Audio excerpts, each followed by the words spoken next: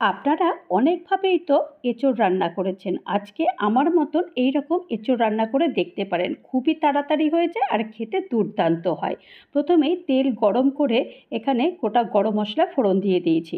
এরপর এঁচোড়, পেঁয়াজ কুচি, টমেটো কুচি, কাঁচা লঙ্কা, আদা বাটা, রসুন বাটা, কাশ্মীরি লাল লঙ্কার গুঁড়ো, জিরের গুঁড়ো, ধনের গুঁড়ো, হলুদের গুঁড়ো, গরম মশলার গুঁড়ো সবই আর কি গুঁড়োই দিয়েছি। আর এখানে গোটা জিরে আর একটুখানি দই দিয়ে দিয়েছি।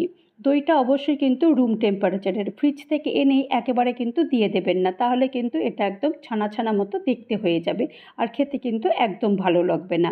আর আগে থেকে আমি পেঁয়াজটা একটু ভেজে রেখেছিলাম, খেতে আরও দুর্দান্ত হবে।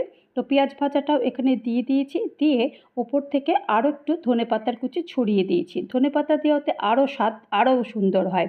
ভালো করে প্রথমে নেড়ে চেড়ে স্বাদমতো নুন দিয়েছি আর জল দিয়েছি। জল দেওয়ার পর তারপরে ঢাকনাটা বন্ধ করে দিয়েছি, যতক্ষণ পর্যন্ত না এঁচোড়টা সেদ্ধ হয়।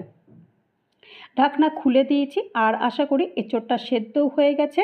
আর এখন ওপর থেকে একটু ধনেপাতার কুচি ছড়িয়ে দিয়েছি। ব্যাস, তৈরি হয়ে গেছে এঁচোড় কারি। আর এই রেসিপিটা যদি ভালো লাগে তাহলে কিন্তু অবশ্যই একটা লাইক করবেন। ভালো থাকবেন, সুস্থ থাকবেন। নমস্কার।